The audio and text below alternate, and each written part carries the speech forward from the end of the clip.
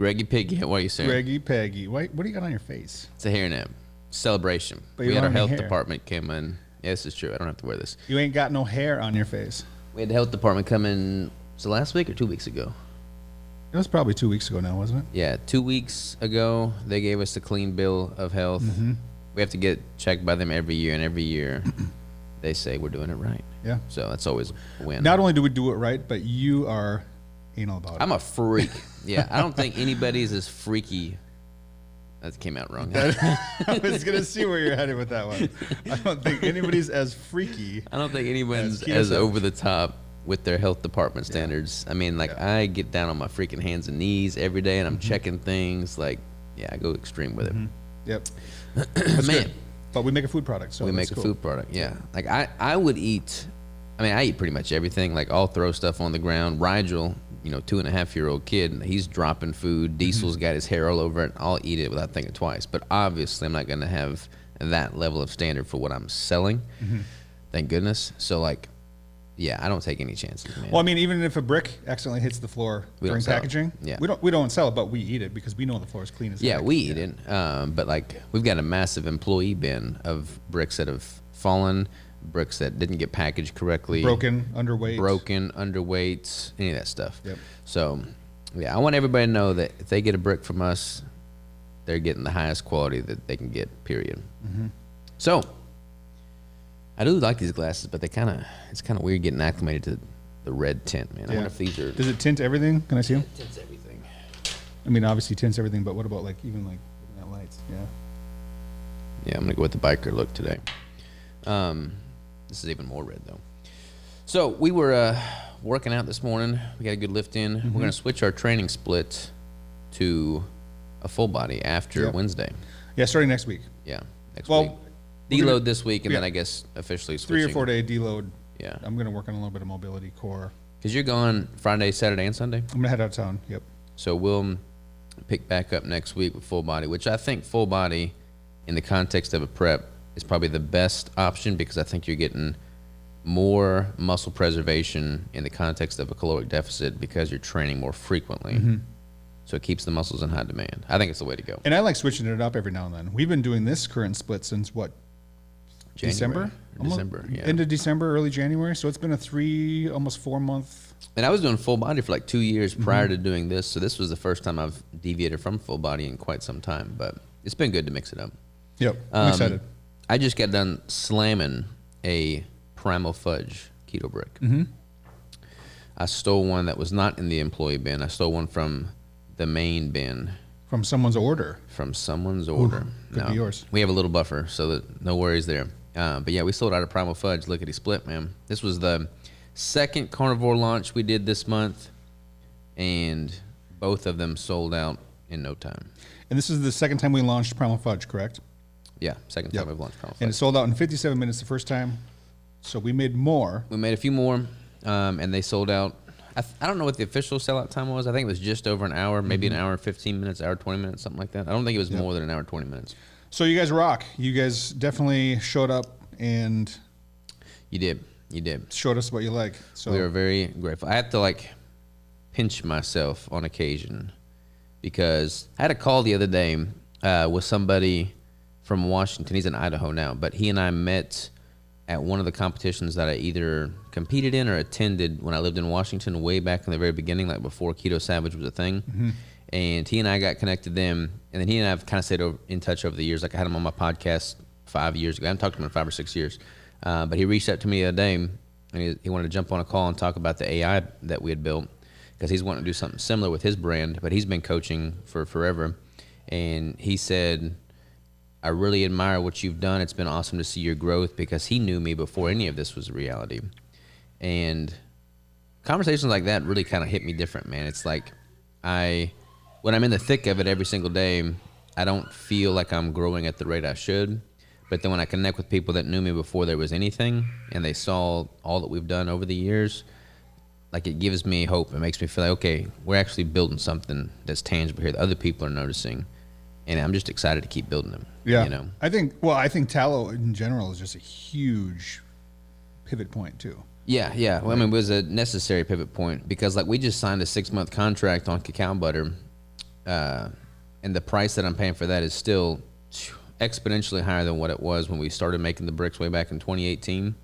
But if that was our exclusive ingredient for a fat source, we probably would not be in business. I mean, I don't think we'd be able to operate. Not at the current prices. Yeah, I mean, it's just gone way off the charts. And people can look at cacao commodity trend lines and like see how it's freaking spiked. I showed you the other day. It's just like it's crazy. It's crazy. I've even seen people that had said they're going to try to go out and just make their own and do their own, and they're like, holy crap, you can't find. Yeah, you can find cheap ingredients, but you're getting cheap ingredients. Yeah, and I get wholesale pricing, even though they're expensive. I still get wholesale pricing. Yeah. So for someone to try and like make the brick at home, for them to pay retail pricing on like a handful of ingredients for like a single serve. Like it's significantly more expensive to make it than it is to buy it. Yeah, for sure. Which is crazy. I mean, it is. It's all just crazy. Yep. But yeah, as far as other business stuff, there was another thing that behind the scenes that you wanted to make sure we touched on. What was it? I forget, but it might come to me. Yeah, I don't remember. But I've enjoyed these little chat podcasts that we're doing, man. We've gotten because they just kind of go out of. They don't have no rhyme or reason. Cut path that we're going down. We don't have them in a box. So yeah, you go wherever. We could kind of like hash out real time for the next retreat. You want to kind of like put some ideas on the table? Ideas, yeah. I mean, it's not really anything set in stone. Yeah. So anybody listening, this is not official yet, but we're thinking about doing our next. We're doing like Savage retreats this year, roughly for a year, once every quarter. We're thinking about doing the first one was with Bill Schindler and his wife. They flew out here. We did that, and it was awesome. It was awesome. The second one was going to be a collaboration retreat alongside Bruce McGlynn, but that schedule kind of fell on the wayside, and we couldn't push it back flexibility-wise. So that one we just decided to nix, and then we'll address that at a later date and do a hunting specific one. So with the time that we have open, we're thinking about doing a bodybuilding specific retreat in potentially June. And the reason we would do it in June is because there's another competition here local to Northwest Arkansas, promoted by Joe Wilson, who's a good friend of mine. Mm-hmm. We've done his posing seminars. Yep. He's going to be doing his Northwest Natural competition on June 14th, I think, which is a Saturday. And we're thinking about hosting our retreat the same weekend and then kind of wrapping his competition into the retreat so we can make the whole retreat specific to bodybuilding, like from a judging perspective, what are judges looking for? This is what a show, is conducted like. This is what prejudging means. This is what a final night show means. This is what a running format means. This is what peak week could look like. This is what refeeds could look like. This is what posing tweaks, tanning, hair removal, like the full 9 yards, and then being able to have another competition that we can demonstrate it to so that anybody wants to do our competition later in the year, they're already kind of going into it knowing what to expect. So we're thinking about kind of rolling that into the June 14th weekend, potentially. The only hiccup in June 14th is that is literally 1 or 2 weeks before Crystal is due with our second kiddo. So if we do it that weekend, then I can't expect her to really be involved with it at all. And if we were to have a baby, then I don't know what we would do there. I guess I would just like say, all right, Greg, you got it from here, man. Yeah. Which I would feel totally safe to do. Well, and I just wanted to make sure the date was right. Yeah, it's June 14th. It's in Northwest Arkansas.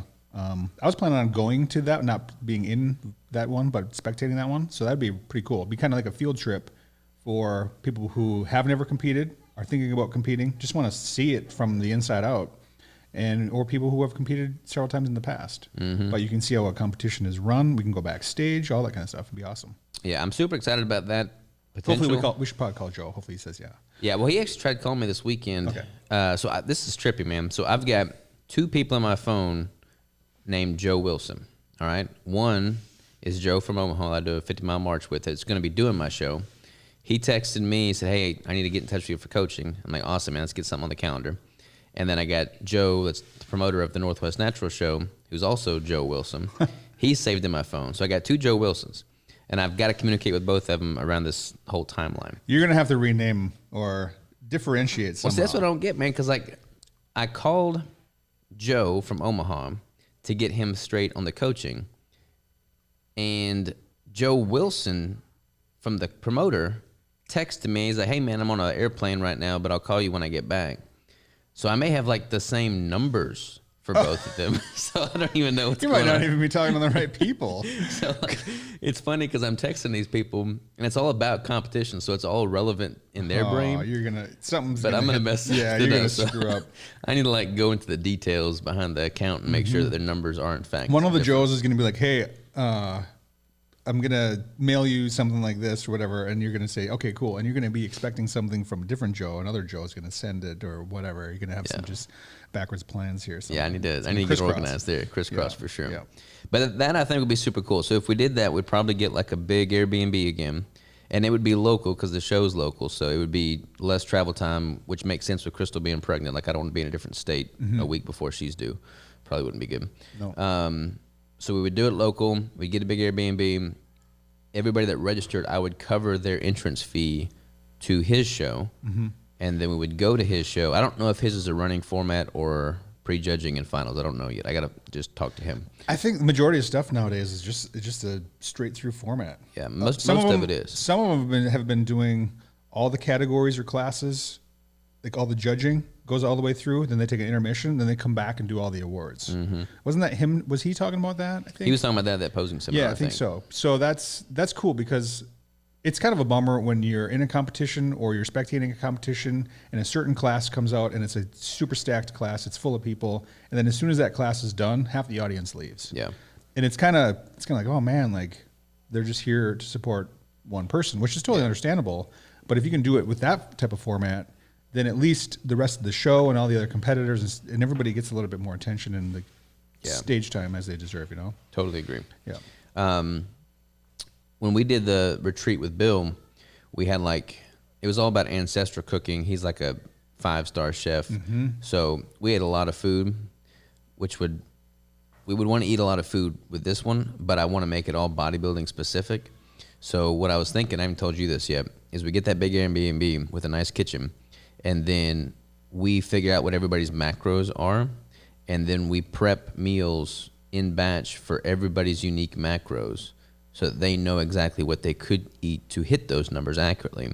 And then we could also, since it'll be probably Friday and Saturday's the show day, and then Sundays when we'll depart, we can treat Friday like a mock, refeed day, and make everybody like a keto refeed pizza like we would if it was an actual show that they were competing in. And they can kind of see what that looks like as if they were doing that next day's show. That's cool. I like the idea. There's a lot of work involved with if you want to pre-make everyone's meals for their macros. You got some time in your pocket? It'll be a little intensive, but I feel like... And we could even bring... Okay, so what if we did... Here's another spin-off idea. What if you had just like a meal prep seminar where you had a few different food scales, you had all the ingredients ready to rock and roll, and they each okay, in order for me to hit my macros for this particular meal or this day or whatever, I'm going to need 1.5 ounces of this shredded cheese. I'm going to need, 2 ounces of this, 54 grams of this. Show them how to use the scale, how to put things into a container. Yeah, I would definitely have them do a lot of it. It would be hands-on for sure. I'm not going to be the cook behind the kitchen on that. I could help them with the refeed pizza. Yeah. But yeah, we would have foods that everybody would benefit from, and they would just weigh everything out to hit their specific nutritional goals. Yep. That'd be awesome. I think just the staples, even just meat, cheese, eggs, dairy. Yeah. That kind of stuff. I feel like so many people are just flying blind with competition. So if we made a retreat that dipped people's toes in when they weren't even in a prep, or maybe they would be, who knows, depending on what they've got in the future. Some of the people that are in the tribe or the challenge are technically in a prep. Sure. Yeah, for sure. But giving them a taste of it, several months before their show, where they could see the competition, see what the refeeds look like, see what the night before consists of, all of that stuff. I feel like that would just calm their nerves tremendously before competing themselves. I would have loved something like that before I did a show. Yeah, 100%. There's seminars you can go to and you can learn what to expect, what to do, what not to do, things that the venue is going to need you to do, things that you're going to have to take into consideration for peak week, all that kind of stuff. But until you actually go through it and see it, it's It's all Greek. It gives you anxiety when you're, your first show. You're like, holy cow. And Ralph was just saying this morning, he's like, oh yeah, I'm really, what was he doing?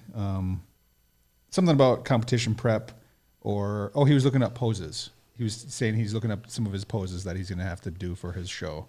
And he's never done a show. And he's like, wow, this is really, really crazy. Like, I'm totally doing something I've never done before. This is something I never fathomed I would ever even consider doing. Like, this is totally Greek. So there's anxiety involved with your first show. There's like, you don't know what's going on. You don't know what you're doing backstage. Everything is just confusing. Like your first day at school, first day at college, first day at anything, But that's what we're here for. To just kind of So the seminar would be, or this retreat idea would be phenomenal. I think so. Yeah. We're still rolling, Chip? No issues with the hard drive? Nice. All right. We're rocking and rolling. Rocking and rolling. I called my mom and dad this morning. They're in Mississippi River right now. They said, well, they're not technically sailing because they don't have the sail on their sailboat. Their mast is getting worked on. But they're motoring down the Arkansas, and then they got into the Mississippi. They're in Mississippi right now. They may be tied up for weather.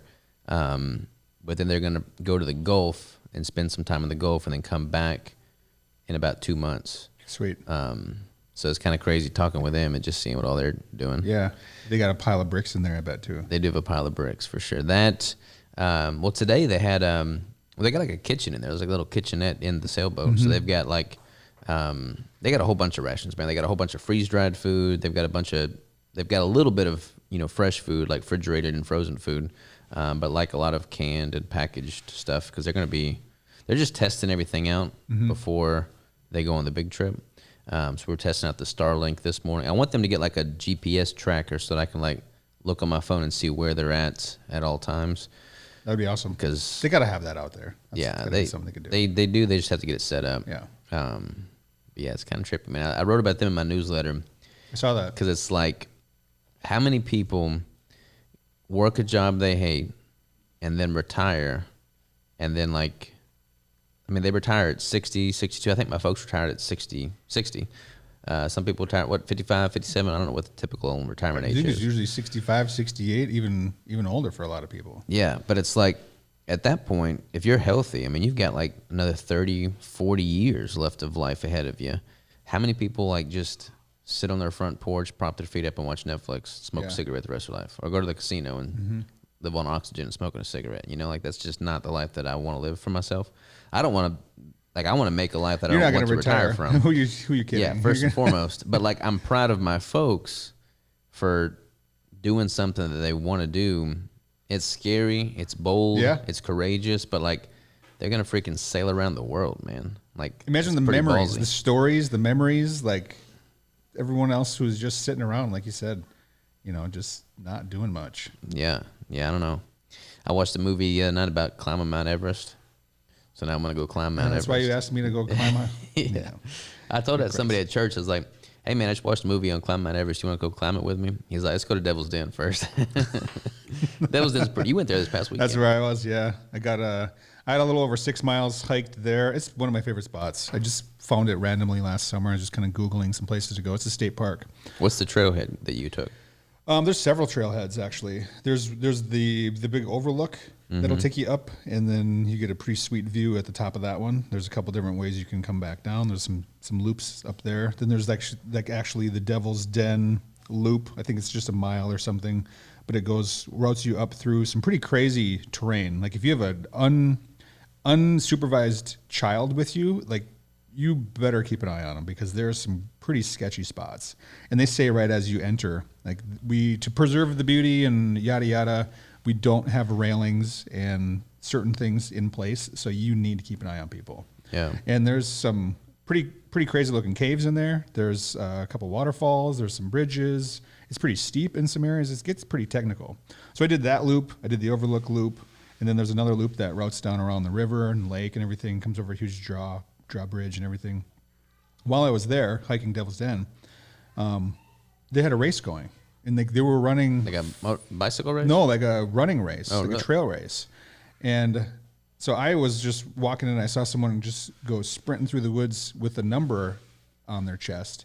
And I could hear some cowbells and stuff ringing off in the distance. And then as I got closer, there's a huge pavilion. They had loud music. They had food. It was pretty cool. And these guys were coming running around this corner, and they'd come across this big long drawstring, whatever bridge, and I had to take that same bridge. So here I am walking across this bridge, and everyone's like ringing their cowbells and hooting and hollering for me to come across. I'm like, I'm not racing. And they're like, that's all right. Help yourself to free breakfast anyways. So they had like free pancakes and bacon and sausage and eggs and all this different. I didn't eat any, of course, but that would be something we could get into, like doing a trail race. I did a Tough Mudder one time. I did not a Spartan race. There was another one. I forget what it's called, but those are pretty cool. You can do those in a ketogenic state, fasted state. Definitely doable. I would be all for it, man. I got to get my feet situation figured out. Yeah, because you got to hike 20 miles this weekend, next weekend? One of these? Well, I do that 50-mile march every year to raise money for vets. And, yeah, I've done it 4 years, and I've never had to do a qualifying march because I've done it 4 years in a row. But they're making everybody do a qualifier ruck now, so I've got to do 20 miles, I guess, in the next 2 weeks at some point. And not 20 miles over 2 weeks. Like I got to just pick a day and document doing 20 miles from start to finish in one setting and maintain a pace of like 3.2 miles an hour, something like that. So it's not going to be crazy. Like I'm not worried about it, but like the time, I need to just figure out when I'm going to do it. So I bought a pair of hiking boots yesterday that are not zero drop, not wide toe box, which I've transitioned all my footwear to. So we'll see if these are good or not. Who knows? But that got me thinking, because I wanted to see if you wanted to hike this weekend, but you're going to be gone. I'll be gone. But making this whole full circle thing, I love hiking. I don't ever take the time to do it, but I love hiking. And I thought about taking the rig, which we're not really even using that much for business anymore because we're doing UPS pickup. I can get the rig actually finished out, fixed up, and then I can just like go to different trailheads with like my cot and everything in there. Like Crystal and Rigel can come. I mean, like go camp out there. They can have like a little home base, and then I just go hike on these trailheads and stuff. And that was one of the other cool things is Devil's Den State Park. They do have a campground for tent camping. They've also got several cabins that you can rent. They've got a little cafe. They've got a little store. They've got a actually public pool. You got like a park too, right? Yeah, like, I mean like it's cool. Yeah, it's really really cool. So I'm thinking that at some point it'd be cool to just go rent one of those little cabins and spend a week in there because there's tons of trails. Like, what are you doing next weekend? After that, I don't know. Well, this weekend you're gone. Next weekend you don't have anything planned. I don't think anything is hard planned. We've got a concert that we're going to go to on Friday night, but that shouldn't interfere with anything really. Well, let's see. Let's look at our calendars because I need to figure out when I'm going to hike 20 miles. Okay. And I think I could do it this weekend or next weekend, I guess. What happens if you don't? Do they literally like pull your name out of the running? Like you just can't go? I guess. I don't know. But I mean, I could probably pull some strings because I'm really good friends with the organizers. You like in Keto Brick is one of the you supply all the hikers with Keto Bricks. Like it's kind of a big. Yeah, so I don't know. I mean, I get where they're coming from though, because I think they had over 400 registrants this year, and they're trying to just make sure everybody's like legitimately capable. But it's wild, man. Like endurance stuff, like it's so much of a mental sport. Like, and when we start these 50-mile marches, I'll look at people that are in the lineup, and I'm like, man, there's no way they're gonna be able to finish 50 miles, and they freaking rock it. They're looking less fatigued than I am at the end of it. And there's other guys I look at that are like, oh, that guy's in shape, he's gonna have no problem, and then he drops out. So like. Yeah, you can't judge a book by its cover with these for sure. So that's probably exactly why they're doing it. Is because they don't care what you look like or come across as. They want to make sure you're physically capable, so they don't have a huge dropout rate. Right? Yeah. They want to have as many people crossing that finish line as possible. And how long does the 50 miles take? You guys do it over 22 hours. Yeah, so they do 22 hours to represent 22 vets that take their lives daily, and they start at like 3 or 4 p.m. on Saturday, and then it goes until 22 hours later on Sunday afternoon. I guess 1 or 2, and then, yeah, man, it's through the night. Like you're hiking on the shoulder of the highway. That's the worst part. Like you're on the shoulder of the highway, so you got traffic the whole time, and it's just like all that road debris that you're walking on top of. Yeah. So it's kind of, I mean, my feet are jacked up by the end of it. But it's gotten bigger every year. It seems like there's just more and more publicity. Yeah. You guys are raising more and more money every single year. It's pretty awesome. Yeah, it is cool. I'm thinking to do like a vet community. Like, yeah, they're building. They've already started. Like they've broken ground on. They've got some of the structures built. So they're building. Like the first couple of years, they took all the funds. They donated it to like 2 or 3 different organizations for vets. Now they've been putting all the money into. They bought some land. They're building like little tiny homes to transition people off the streets, put them in the home, teach them a skill set, and then integrate them into society. So it's been, I mean, it's pretty cool what they're doing. Like I'm proud to be a part of it for sure. Yeah. But yeah, 50 miles, man, it's no joke, you know. One straight shot. Because do you guys average right around 3 miles an hour? Is it a pretty decent pace? I think it's right around 3.2 is okay. the pace they try and maintain. And like they'll do like every 7 to 11 miles, they'll do like a little stop where you can prop your feet up, get something to drink and eat, and then you know you just start back going again. Yeah. So every 2 to 3 hours you get a little rest. Yeah. Somewhere in there. And then, but I mean that's kind of like the hard part, man. There's this one stop in the middle of the night in Lenoma, and it's from Lincoln to Omaha or Omaha to Lincoln, one or the other. But then you like stop there. It's like 2:00 in the morning. It's dark. It's like kind of cold because you're all sweaty, and like the wind's blowing, so you're just cold. And you've got like the longest break then, so people try and like doze off for a few minutes. Mm-hmm. But then like you wake up and it's still dark. It's still cold. You've only slept for 20 minutes and like you're all stiff. Like that's enough. Like it's just enough time to like let your body start getting stiff, and then you got to like break it all loose again. So yeah, it's rough. Do people drop out at that point? They're just like, nah. Yeah, a lot of people drop. But I mean, like last year when I was doing it, you know, I was walking behind this one woman, and she had just like these massive bubbles of like blisters on her, all up and down her legs, like huge, like as big as this freaking coffee cup. And it was just like all this skin, heat blisters, all full of fluid. And I mean, you see some gnarly blisters on toes. I mean, I can't imagine. Yeah, like it's rough, man. There was this one year I did it, and there was this guy, there was like 2 miles to go. Like the last 2 miles, they stop at this Bass Pro Shop. They give everybody one last chance, like put their shirt on, heal up a little bit, and then we walk the last 2 miles, which is all uphill, to like where all the veterans are there waiting for us. And there was 2 miles left to go, and this one guy's feet were just freaking rough, man. Like just bleeding, massive blisters everywhere, toenails popping off, just like in pain. Yeah. And he's like, man, I'm not gonna make it. I'm not gonna make it. I got down beside him, and I'm like, man, let me tell you something. Ain't no such thing as a part-time savage, you know? And he punched you. No, he got fired up, man. And like he made it through the finish line. Like he had, you know, at the end of it, he had some guy, you know, helping him across the finish line, but he freaking made it. Sweet. So it's pretty cool. You see what people are made of in those moments for sure. Because he could have given up easy. Oh yeah, man. Yeah, there was this other guy last year who was a little heavier set guy, and we were going up that last little hill. There's probably like 300 yards left to go, and he almost like stopped with 300 yards left to go.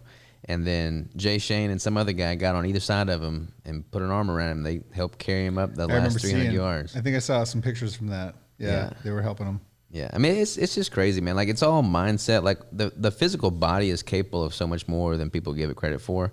That's one of the reasons I've stayed natural, because, like, people are just so quick to look for the shortcut.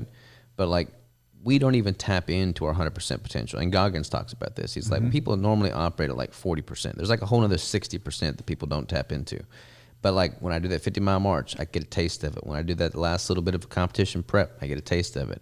You know, when you're freaking hiking up Mount Everest, I would imagine you get a taste of it. Oh, yeah. When I'm hiking up a freaking mountain elk hunting in Colorado, and I've got 40 pounds of elk on my back, and it's in the middle of the night, and I'm going over deadfall, I get a taste of it. But, like, you got to seek that out, because we live in a day and age where that doesn't just come naturally. Like, nobody wakes up wondering if they're going to freaking, you know, be tooth and nail gritting it out today, because we live in a soft time. I was just going to say, the world is soft. Yeah, man, the world is super crazy soft. Everyone just wants the shortcut. You got to have that hardship, though, man. You got to have that self-imposed hardship. You got to look for it. You got to seek it out, whether that's a prep or a march or a marathon or a, you know, whatever, a hunting trip, an extended hunting trip. Like, you got to find it. You got to seek it out. And when it's there, and when it sucks, and when you're like on the verge of quitting, you got to remember why you started. And then once that's over, then you've just leveled up in life. You know, you've raised your bar. Yeah, you've raised your bar. You just keep raising your own bar. But now imagine if you're feeling all of that, and then you do quit. It becomes that much easier to quit the second time, the third time, the fourth time. When you're trying to get, you know, fat loss, and you're trying to dial in your macros.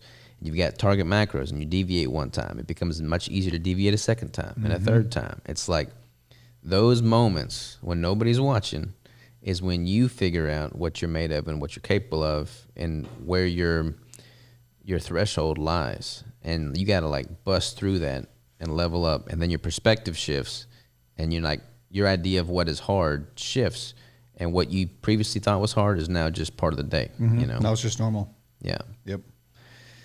I like it. Quit being weak. Quit being weak. Quit being weak. Ain't no such thing as a part-time savage. Yep. And even if you don't seek out the hard and the hard finds you, the way you deal with it totally sets you up for how your future is going to go. Yeah, 100%, man. Like the way you deal with anything is the key. The way you deal with anything is how you deal with everything. Absolutely. You know. So I like this, man. Little mindset tangent. Yeah. Cheers on that. What's your cup saying? I got a Keto Brains. Keto Brains. This Mine is says the brass knuckle cup mug. Chaos Coordinator. That's you. Why are we're both rocking the gold and black schemes here. We are. I just got water in it though. I got coffee. I actually tried reducing my coffee intake this week. You just trying to drop your caffeine or what?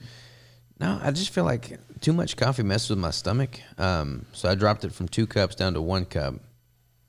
Or maybe I'll just try spacing it. If I have 2 cups back to back, I don't feel good. Yeah. So I might just try spacing it out today and see if that's better. And then if it's not, then I'll just do 1 cup a day. It's a pretty big cup, granted, but like, Yeah. I don't think it's the caffeine. I think it's just coffee in general, man. I think coffee in general messes with me if I have too much of Could it. be. I mean, a lot of people are affected GI wise by coffee. Yeah, So- that's true. All right. Well, today we're gonna be packaging bricks all day. Yes, we are. in Probably light of all day the tomorrow launch. too. Yeah, probably all day tomorrow too. So we're gonna call it a wrap on the podcast here and start packaging, I reckon. So if you guys got Primal Fudge on the way, we'll be throwing them in boxes today. Yeah, if y'all order Primal Fudge, thank you so very much. I am very humbled, very blessed, and I don't take it for granted. I appreciate every single one of y'all. None of this would be possible without y'all. Truly, truly. All right, Greg. Cheers to a Cheers. successful Primal Fudge launch. man. Bingo. And a successful podcast. Heck yeah. Till next time. All right.